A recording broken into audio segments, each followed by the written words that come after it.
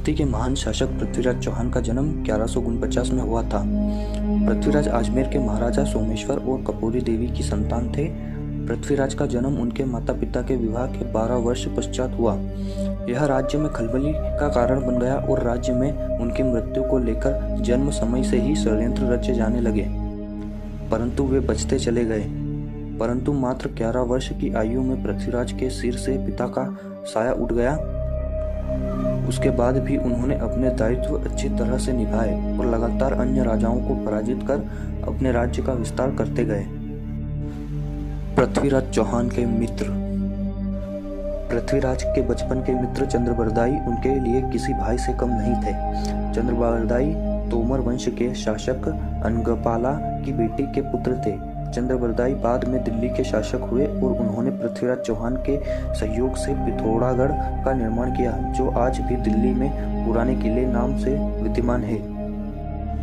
पृथ्वीराज चौहान का दिल्ली पर उत्तराधिकार। अजमेर की महारानी कपूरी देवी अपने पिता अनंगपाला की एक लौती संतान थी, इसीलिए उनके सामने सबसे बड़ी समस्या यह थी कि उनकी मृत्यु के पश्चात उनका शासन कौन संभालेगा। उन्होंने अपनी पुत्री और दामाद के सामने अपने दौहित्र को अपना उत्तराधिकारी बनाने की इच्छा प्रकट की और दोनों की सहमति के पश्चात युवराज पृथ्वीराज को अपना उत्तराधिकारी घोषित किया। सन 1166 में महाराजा अनंगपाला की मृत्यु के पश्चात पृथ्वीराज चौहान की दिल्ली की गद्दी पर राज्य अभिषेक किया गया और उन्होंने दिल्ली का कार्यभार सौंपा गया। पृथ्वीराज चौहान और कन्नौज की राजकुमारी संयोगिता की कहानी। पृथ्वीराज चौहान और उनकी रानी संयोगिता का प्रेम आज भी राजस्थान के इतिहास में अविस्मरणीय है। दोनों ही एक दूसरे के से बिना मिले केवल चित्र देखकर एक दूसरे के प्यार में मोहित हो चुके थे।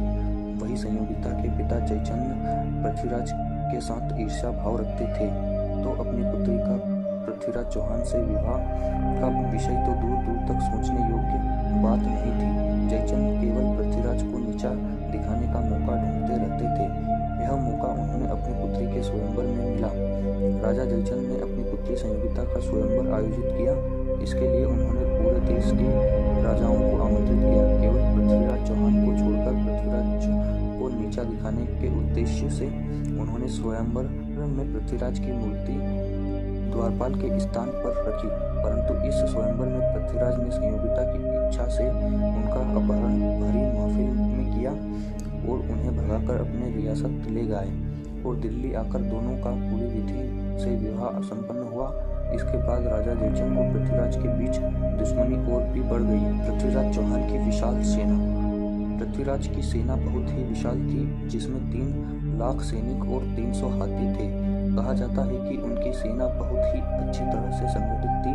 इसी कारण इसी सेना के बलबूते उन्होंने कई युद्ध जीते और अपने राज्य का विस्तार करते चले गए, परंतु अंत में कुशल घुड़सवारों की कमी और जयचंद की गद्दारी और अन्य राजाओं के सहयोग के अभाव में वे मोहम्मद गोरी से द्वितीय युद्ध हार गए। अपनी पुत्री संयोगिता के अपहरण के बाद राजा जयचंद के मन में पृथ्वीराज के लिए कटक बढ़ती चली गई तथा उसने पृथ्वीराज को अपना दुश्मन बना लिया।